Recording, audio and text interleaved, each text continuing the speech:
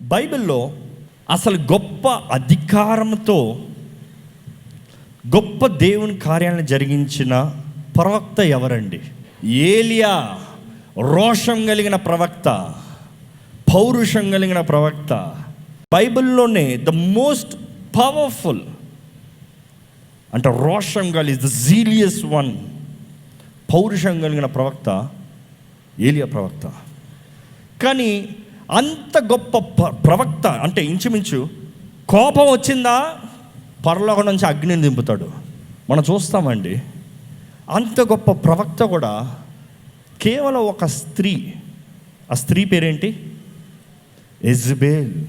ఒక స్త్రీ బెదిరించిన వెంటనే అంత రోషం కలిగిన పౌరుషం కలిగిన వ్యక్తి పారిపోయాడట. You see the man side, human side, మానవత్వం.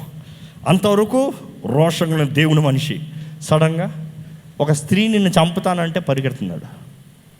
పారిపి దేవుడు ఉన్నత స్థానంలో తనని పెట్టి గొప్ప రీతిగా తన జీవితంలో ఒక ప్రణాళిక కలిగినప్పుడు తను అన్నాడు, నన్ను చంపేదేవా, నేను ఉండను, నేను చెయ్యను, నాకు చేత కాదు. He gave up on God's will. దేవుని చిత్తం పైన హోప్స్ వదిలేసుకున్నాడు, నిరీక్షణ వదిలేసుకున్నాడు. మనం చూస్తాం ఆ సమయంలో దేవుడి ప్రణాళిక ఎలాగ ఉంటుంది. ఎప్పుడు ఒకటేనండి, దేవుడు మీకు అప్పచెప్పిన పని మీరు చేయకపోతే ఇంకొకటి చేస్తారు, దేవుని పని ఆగిపోదు. ఏలియా జీవితంలో అదే జరుగుతుంది. తను ఎప్పుడైతే ఇంకా నాకు చేత కదని వదిలేస్తారో దెన్ స్టార్ట్స్ న్యూ చాప్టర్. ఈరోజు నేను అడగాలనుకుంటున్నాను, మీకు కలిగిన అవకాశాలని వ్యర్థం చేస్తున్నారా? జీవితంలో చాలామంది అవకాశాల కొరకు ఎదురు చూస్తున్నారండి. ఏ రీతిగా ఏ అవకాశం కలుగుతుంది, ఏ రీతిగా ఏ తలుపు తెరుస్తుంది, ఏ రీతిగా ఏ ఉద్యోగం దొరుకుతుంది, ఏ రీతిగా ఏ చదువులకు అవకాశం దొరుకుతుంది అని ప్రయత్నపడుతున్నారు మనుషులు. మనలో అయితే చాలామందికి దేవుడు అనేక అవకాశాలు కలుగు చేస్తున్నాడు అండి. There are so many blessings.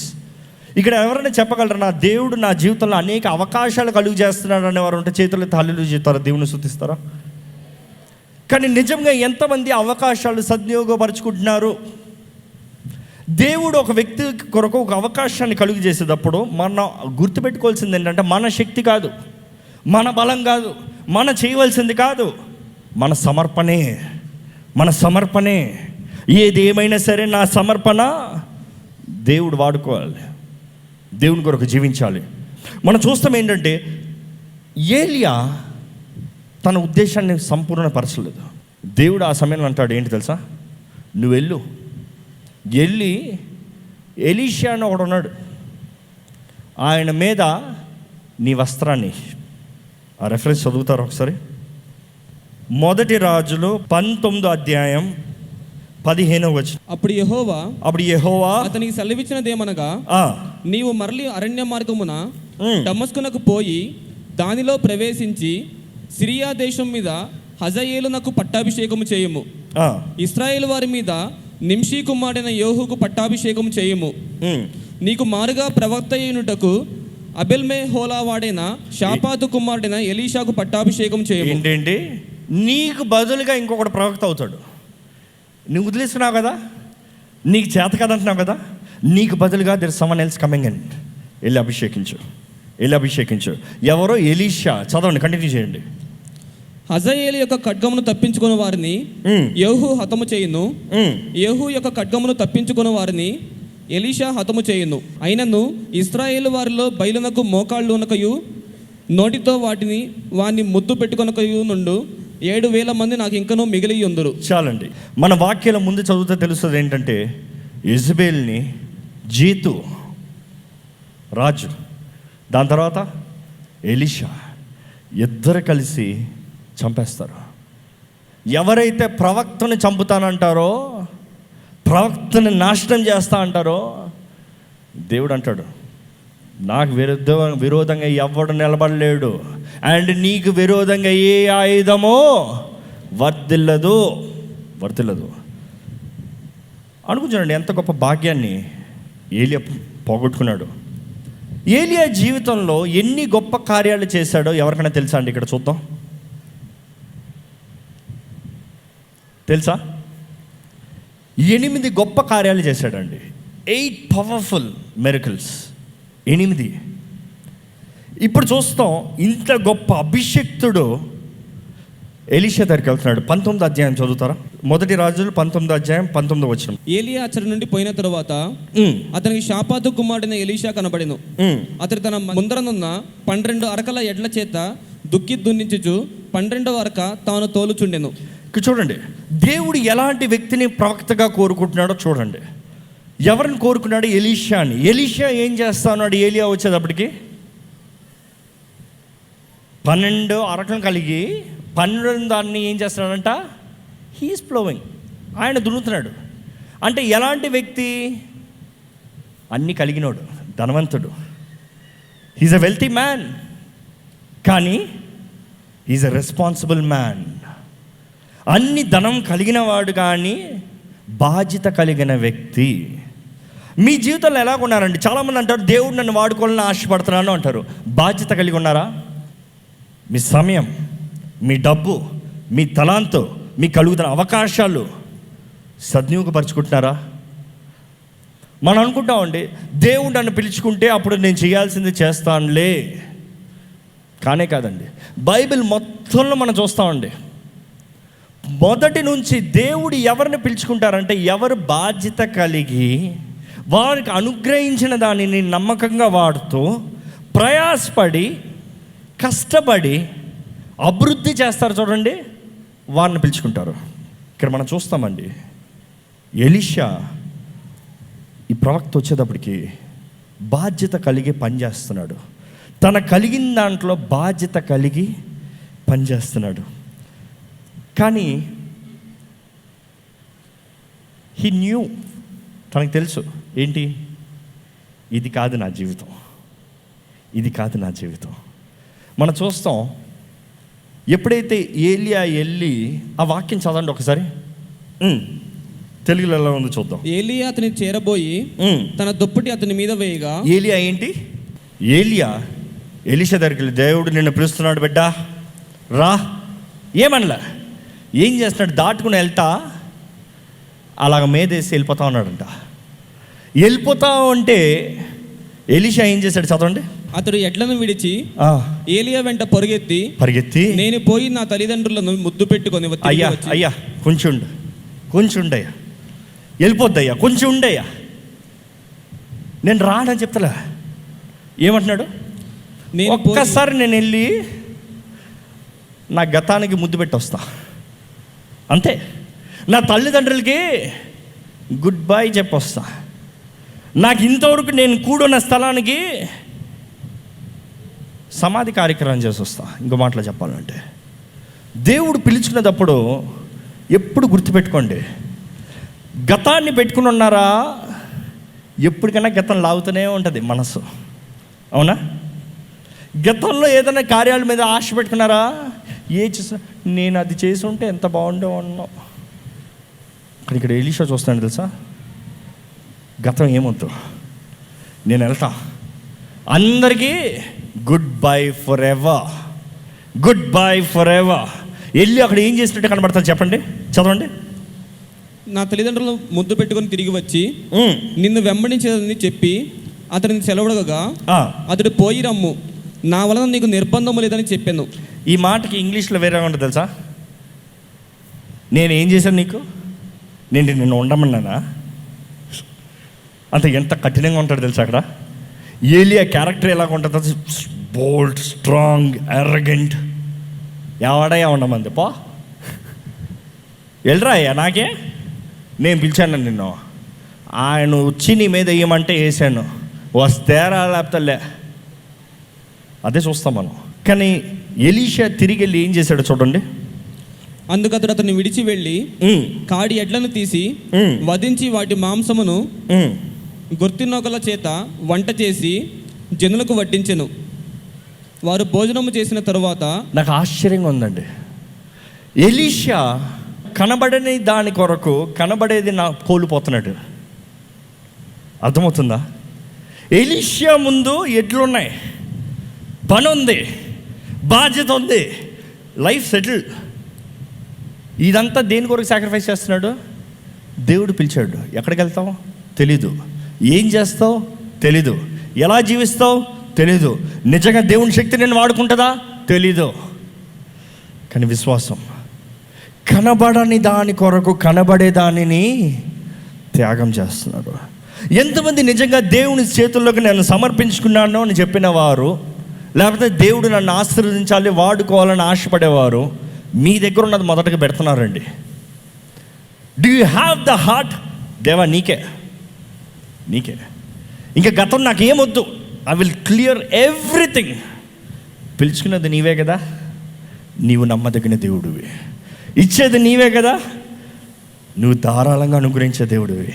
You see the faith manifestation. విశ్వాసాన్ని కనబరుస్తున్నాడు. అక్కడ చూస్తాము, తన గుడ్డని బలి చేసి, చదవండి, వంట చేసి జనులకు వడ్డించెను. వారు భోజనము చేసిన తరువాత అతడు లేచి ఏలియా వెంబడి వెళ్ళి అతనికి ఉపచారము చేయుచుండెను. ఏం చేశాడంట? ఉపచారం. ఇంకో మాటలు ఏంటంటే సర్వీస్. ఇంకొకటి ఏంటంటే సేవకు దాసుడయ్యాడు. యజమాని ఏమయ్యాడో దాసుడయ్యాడు. అవును కదండి, యజమాని 11 పొలాలని దున్నిస్తూ 12ది దున్నుతూ యజమానత్వంలో ఉన్న వ్యక్తి ఏం చేస్తాం వెళ్ళాడంట. ఈరోజు మనం కూడా సేవలోకి వచ్చిన వెంటనే నాకు పోస్ట్ హై వచ్చేయాలి, నాకు తగ్గట్టుగా వచ్చేయాలి. ఆఫీస్లో నేను మేనేజర్గా ఉన్నాను, సేవలో కూడా I should be a manager. నేను వచ్చింది మేనేజ్ చేయాలని. God says unless you become a servant you cannot be a leader. నీవు దాసుడు అయితేనే కానీ యజమానిగా మారలేవయ్యా. ఫస్ట్ దాసుడు తగ్గించుకో. తనకి చేతులకి నీళ్ళేసేవారు అంతమంది ఉన్నదప్పుడు తను ఏం చేస్తున్నాడంట, అన్నీ విడిచిపెట్టి దేవుని సేవకుడు అయ్యా, నీవు నీ చేతులకి నీళ్ళేస్తాను, అదే నా సేవ. నేను ప్రవక్తగా వెళ్ళి నిలబడతానికి రాలేదు, నీకు పరిచర్య చేస్తానికి వచ్చా. దేవుడు నన్ను పరిచర్య చేయమన్నాడా? I'm ready for it. ఎంతమంది నిజంగా చెప్పగలమండి, when God asks you to follow him, you're ready to follow. Or God says I'm giving in opportunity, ఇందులో నమ్మకంగా ఉంటున్నారా? ఆర్ యూ సెయింగ్ ఇది నాకు తగదు, నా స్టేటస్ ఇది, నా లెవెల్ ఇది, నేను ఆ లెవెల్లో ఉండాలి. కుదరదు. అన్లెస్ యూ హంబుల్, తగ్గించుకుంటేనే కానీ హెచ్చించబడలేము. మనం ఎంతగా హెచ్చించుకుంటే దేవుడు అంతగా మనల్ని తగ్గిస్తాడని దేవుని వాక్యం సెలవిస్తుంది. కానీ మనల్ని మనం తగ్గించుకుంటే హెచ్చించేది ఆయన హెచ్చిస్తే ఎవరండి మనల్ని తగ్గించేది? ఆయన గణపరిస్తే ఎవరండి మనల్ని అవమానపరిచేది? అవును కదా. దేవుడు మనల్ని గణపరచాలని మనం ఆశపడుతున్నామా? మనుషులు మనల్ని గణపరచాలని మనం ఆశపడుతున్నామా? Never really care. ఎప్పుడు పట్టించుకోకండి. మనుషులు మనల్ని పొగిడేరా, మనల్ని తిట్టేరా, మనల్ని అవమానపరిచేరా, లీస్ట్ వరీడ్ అబౌట్ ఇట్. దేవుడు మనల్ని చూస్తే ఏమంటున్నాడు, that is all that we care. అదే ఉండాలి, అదే పట్టించుకోవాలి మనకు కావాల్సింది. ఇక్కడ మనం చూస్తాం, ఆ రోజు నుంచి దాసుడుగా వెళ్తాడు. ఇక్కడ చూస్తామండి, కనబడని దాని కొరకు కనబడే దాన్ని వదిలిపెట్టుకుని దేవుణ్ణి నమ్మకంగా వెంబడించాడు ఎలీషా. అంత గొప్ప ఎలీషా ఏలియా అంటాడు, నువ్వు రావద్దు నాతోడు, నువ్వు ఇక్కడ ఉండిపో, నువ్వు రావద్దయ్యా నాతోడు, ఉండిపో. ఏమంటాడు తెలుసు ఎలీషా? నేను వస్తా, నా జీవం తోడు నేను వస్తా. ఎప్పుడన్నా మన జీవితాల్లో మన తోడు ఉంటానన్నవారు నిజంగా అంతవరకు ఉన్నవారు ఉన్నారా? చాలామంది అయితే ఉంటానని చెప్పరు, కానీ ఎంత వదిలించుకోవాలన్నా కూడా పోరు. అవునా? వారు నిజంగా మన కొరకు ఉన్నవారండి. మనం ఎప్పుడు గ్రహించుకోము. ఏంటి తెలుసా? అక్కర్లేని వారి కొరకు నా జీవితంలోకి రావా, నా స్నేహితుడిగా ఉండవా, నా బంధువుగా ఉండవా, నా బిడ్డగా ఉండవా. విడిచిపెట్టాలనుకునేవాడు ఎప్పుడైనా విడిచిపెట్టేస్తాడు. కానీ దేవుడు మనకని నిర్ణయించిన వారు ఏమైనా సరే పోరా అన్న కూడా పోవడం. నేను ఎక్కడికి వెళ్తాను, నువ్వే నాకు కావాలంటాడు. మా యేసు ప్రభు దగ్గర కూడా అదే జరుగుతుంది చూస్తామండి. యేసు ప్రభు ఎప్పుడైతే 5 రొట్టెలు 2 చిన్న చేపలను ఆశీర్వదించాడో, అందరికి ఆహారం మంచిగా తిన్నారో, చాలామంది శిష్యులు వచ్చారంట ఆయన వెంబడిస్తానికి. ఎందుకని? ఆయన ఆహారం పెడుతున్నాడు అని. కానీ ఎప్పుడైతే యేసు ప్రభు నీవు నా రక్తాన్ని తాగి నా శరీరాన్ని తింటనే కానీ నా పాత్రుడు కాదు అన్నారో, చాలామంది శిష్యులు ఆయన వెంబడిస్తూ మానేశారంట. తెలుసా? ఏంటి రక్తాన్ని తాగాలా, శరీరాన్ని తినాలా? ఇదంతా మనకు కుదరదయ్యా. ఏం మాట్లాడుతున్నాడు ఈయన? యేసుప్రభు అప్పుడు అడిగాడు, ఏంటి తెలుసా, శిష్యుల్ని, పేతురుని చూసి అడిగాడు, మీరు వెళ్తలేదా? నువ్వు వెళ్తలేదా పేతురు? నువ్వు కూడా వెళ్ళిపో. ఏమన్నాడు పేతురు? నేను ఎక్కడికి వెళ్తానయ్యా నిన్ను విడిచి? నేను ఎక్కడికి వెళ్తానయ్యా? జీవవాక్కులు మాట్లాడే దేవుడు అయ్యా నువ్వు, జీవాన్ని అనుగ్రహించే దేవుడు అయ్యా నీవు, నేను నిన్ను విడిచిపెట్టను. చెప్పగలుగుతున్నామండి ఈరోజు మన జీవితంలో ఆ మాటలు మనం చెప్పగలుగుతున్నామా? ఏదో కొద్దిగా పోరాటాలు వచ్చిన వెంటనే దేవుణ్ణి విడిచిపెట్టేస్తా, అన్నీ బాగుంటే దేవుని వెంబడిస్తాను, లేకపోతే నేను దేవుని వెంబడించను. త్యాగం కనిపిస్తుందండి ఈరోజు మన జీవితాల్లో. త్యాగం కలిగిన జీవితాలు జీవిస్తున్నామా, లేకపోతే నాకు అన్నీ ఇస్తే దేవుణ్ణి నమ్ముతాను, నాకు ఇవ్వకపోతే నేను దేవుణ్ణి నమ్మను అంటున్నావా? ఎలీషాను అభిషేకించిన రోజున అన్నీ విడిచిపెట్టి వచ్చాడు. ఏలియా 8 గొప్ప అద్భుత కార్యాలు జరిగించాడండి. ఎలీషా ఎన్ని జరిగించాడు తెలుసా? 15. డబుల్ పోర్షన్ అనాయింటింగ్ కావాలని అడుగుతాడు. ఏలియా ఎత్తబడేటప్పుడు ఏలియా చివరికి అడుగుతాడు, ఏం తెలుసా, నీకేం కావాలి నా దగ్గర నుంచి అని అడుగుతాడు. ఎలీషా అంటాడు, నీ పైన ఉన్న ఆత్మ 2 అంతలు కావాలి నాకు, 2 అంతలు. ఎందుకు 2 అంతలు అంతా బైబిల్లో చూశాను చాలాసార్లు, అనేక మంది 2 అంతలు దేవుడు ఇచ్చేదన్నీ 2 అంతలు. యోబు పోగొట్టుకున్నాడా? 2 అంతలు. విడిచిపెట్టి వచ్చాడా? 2 అంతలు. ఎలీషా కూడా అన్ని విడిచిపెట్టాడు, 2 అంతలు. డబుల్. ఏలియా ఏమంటాడు, నా చేతిలో లేదు, నువ్వు ఎప్పుడైతే నేను ఎత్తబడతాను చూస్తావో అప్పుడు నీకు 2 అంతల ఆత్మ. అదే రీతిగా ఏలియా ఎత్తబడేటప్పుడు ఎలీషా అంటాడు, ఒక్కసారి ఆ వాక్యాన్ని చదువుతారా? వారు ఇంకా వెళ్ళుచు మాట్లాడుచుండగా ఇదిగో అగ్ని రథమును అగ్ని గుర్రములను కనబడి వీరిద్దరిని వేరు చేసెను. అప్పుడు ఏలియా సుడిగాలి చేత ఆకాశమునకు ఆరోహణమాయను. ఎలీషా అది చూచి, నా తండ్రి నా తండ్రి, ఇశ్రాయేలు వారికి రథమును రౌతులను నీవే అని కేకలు వేసెను. ఆగండి. యాక్చువల్గా ఏలి అడుగుతాడు, నీకేం కావాలి? ఎలీషా ఏమంటాడు, నాకు 2 అంతల 2 పాల అభిషేకం. ఓకేనా? పాయింట్ ఏంటంటే ఏలి ఏమంటాడు, నీకు నా అంగీ ఉందా? కష్టకరంగా ఉన్నది, నీకు వచ్చేసింది. నేను ఎత్తబడతాను చూసి నా అంగీ నీ మీద ఉందా? నీకు వచ్చేసింది. ఇప్పుడు రథంలో వచ్చి ఏలియా ఎత్తుకుపోతా ఉంటే ఏమనాలి? ఎలీషా, నీ అంగీ ఇవ్వి అని అడగాలి. కానీ ఏమడుగుతున్నాడు? తండ్రి నువ్వు వెళ్ళిపోతే తండ్రి, నువ్వు ఉండు తండ్రి, ఇశ్రాయేలు దిక్కు నువ్వే, రా రా రా రా రా. ఈ honoured the giver than the gift. ఇచ్చేవాడిని గణపరిచాడు, ఇచ్చేదాన్ని పొందుకునే దానికన్నా. కానీ దేవుడు ఏమవ్వాలో అది ఇచ్చాడండి. కానీ ఎలీషా జీవిత అంతరానికి వచ్చేటప్పుడు 15 చేసాడో 16వ అద్భుత కార్యం ఉంది. ఎలీషా మరణ పడక మీద ఉన్నదప్పుడు వస్తాడు ఎవరు? రాజు. ఆ రాజు వచ్చి ఏం చెప్తాడో చదువుతారా ఆ మాటలు? Exactly 13th chapter 14 to 21.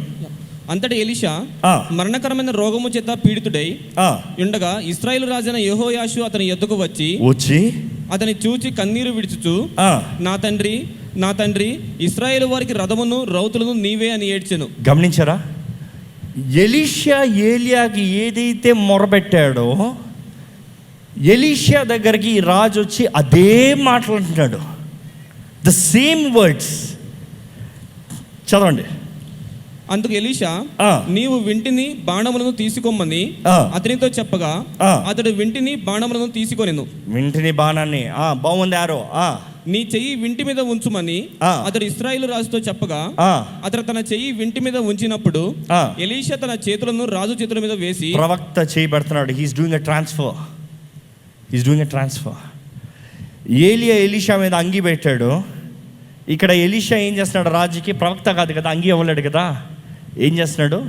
చేయి పెట్టి తన బాణం మీద అధికారాన్ని తూర్పు వైపునున్న కిటికీని విప్పుమని చెప్పగా అతడు విప్పెను. అప్పుడు ఎలీషా బాణము వేయమని చెప్పగా అతడు బాణము వేసెను. అతడు, ఇది యెహోవా రక్షణ బాణము, సిరియనుల చేతిలో నుండి మిమ్మల్ని రక్షించు బాణము. సిరియనులు నాశనమగునట్లు నీవు ఆఫేకులో వారిని హతము చేయదు అని చెప్పి బాణములను పట్టుకోమనగా అతడు పట్టుకొనెను. అంతటా అతడు ఇశ్రాయేలు రాజుతో నేలను కొట్టుకోమనినప్పుడు అతడు ముమ్మారు కొట్టి మానెను. అందు నిమిత్తము దైవజనుడు అతని మీద కోపగించి, ఆగండి, చచ్చేవాడికి కోపం వస్తాం చాలా కష్టం తెలుసా? చావు బ్రతుకులు ఉన్నవాడికి కోపం తెప్పిస్తాం చాలా కష్టం తెలుసా? చచ్చిపోయేటప్పుడు ఎట్లా ఉంటారు మనుషులు? ఆ టైంలో లెగుస్తారు ఎవరన్నా? ఇక్కడ అదే జరిగింది. ఆయన 16వ మిరకల్ ఏంటి? He did the transfer. ఆయన చెప్పాడు, ఇంకా జయం వచ్చిందన్న సమయంలో ఫుర్రలేసి, అయ్యో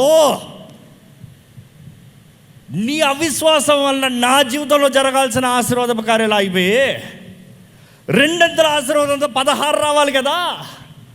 నీ అవిశ్వాసం ద్వారా నాకు ఓటం కలుగుతుంది. ఈరోజు అడుగుతున్నా అండి, మీ అవిశ్వాసం వలన దేవుడు తన అద్భుత కార్యాలు మీ జీవితంలో జరిగించలేకపోతున్నాడా? విశ్వాసం ఉందా? విశ్వాసమే మన ఆయుధం. విశ్వాసం విశ్వాసం విశ్వాసం విశ్వాసం లేనివాడు ఏది చేయలేడు. దేవునికి దగ్గరగానే చేరలేడు, దేవుని ఇష్టపరచలేడు, దేవుని బిడ్డను పిలవలేడు. నేను దేవుని నమ్ముతున్నానంటేనే అది విశ్వాసం.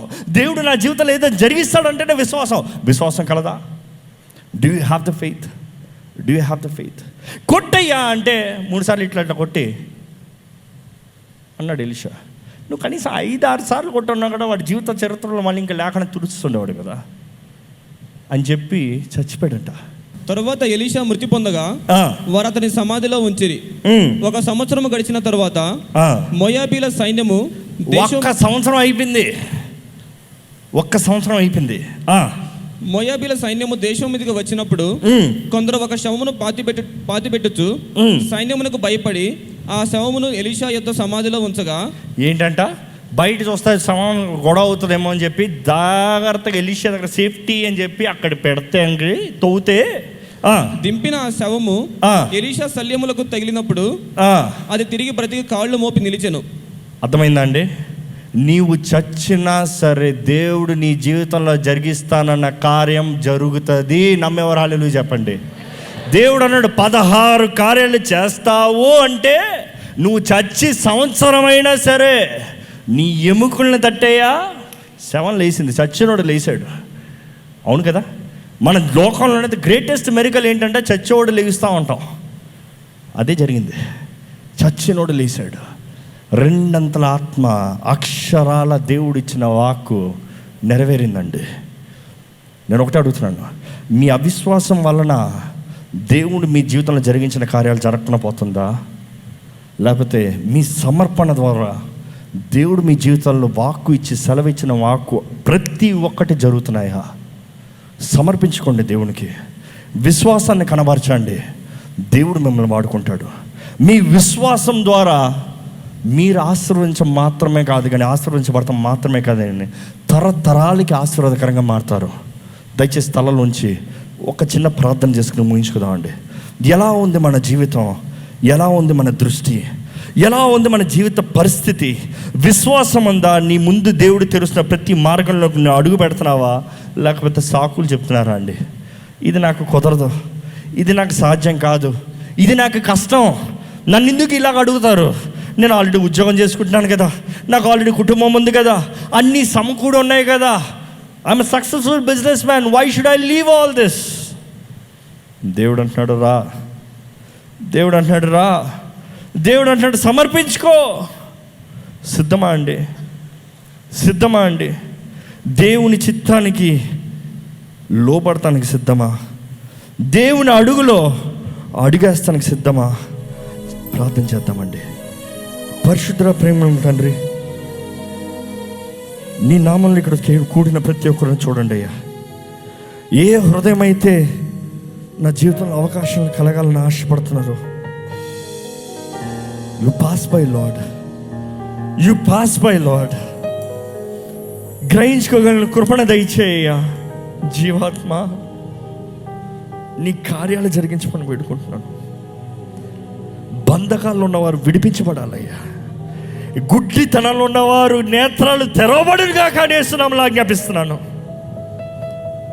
ఇంకా దేవుని చిత్తాన్ని మీ జీవితంలో చూడకుండా ఇంకా లోక కార్యాలు, చిన్న కార్యాలు, safe zones, come out of it. బయటికి రండి దాంట్లో నుంచి. దేవుని చూడండి, ఆయన మీద నిరీక్షణ ఉంచండి. ఆయన నమ్మిన వారిని ఆయన విడిచిపెట్టే దేవుడు కాదు. ఆయన మీద ఆధారపడే వారిని ఆయన విడిచిపెట్టే దేవుడు కాదు. ఆయన నమ్ము వారిని హెచ్చించే దేవుడు.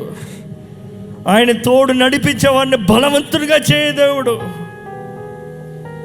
ఈరోజు మీ జీవితాలు ఏ పోరాటాలు వెళ్తున్నారేమో, మనుషులను మిమ్మల్ని కృంగదీయచ్చేమో, కానీ జీవం కలిగిన దేవుడిని మీరు కలిగి ఉంటే చాలండి.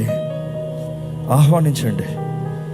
దేవా, నీ చేతుల్లో నా జీవితాన్ని పెట్టుకుంటానయ్యా, నువ్వు నన్ను నడిపించయ్యా, నీవు నన్ను స్థిరపరిచయ్యా, నీ సాక్షిగా, నీ బిడ్డగా, నీ సొత్తుగా నేను జీవించాలయ్యా. తండ్రి, ఇక్కడ ఉన్న ప్రతి ఒక్కరి జీవితాల్లో నీ ఉద్దేశం, నీ చిత్తం జరగాలని వేడుకుంటున్నానయ్యా. Yes Lord, nobody here can say we don't need you. ఇక్కడ ఎవరు అనలేమయ్యా, నాకు నీ వద్దు అని చెప్పలేమయ్యా. నీవే మా దిక్కయ్యా, నీవే మా ఆధారమయ్యా. మళ్ళా చెప్తున్నామయ్యా, నీవే మా ఆధారమయ్యా. We count on you Lord. Lead us Lord, guide us Lord. ఇవాళ వస్తున్న ప్రతి ఒక్కరిని మీరు ఆశీర్వదించి వారి జీవితాల్లో లోపల నుంచి బయట మారాలయ్యా. Let the roots be fixed first Lord, and then they shall bear the good fruit Lord. పరిశుద్ధాత్మ దేవం, నీవే ప్రతి ఒక్కరు తోడుండి ప్రతి ఒక్కరిని నీవే నడిపించి సర్వసత్యంలోకి, క్రీస్తు సత్య మార్గంలోకి నడిచేవారికి చేయండి తండ్రి.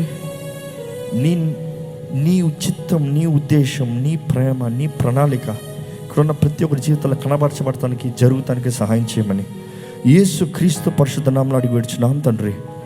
ఆమేన్.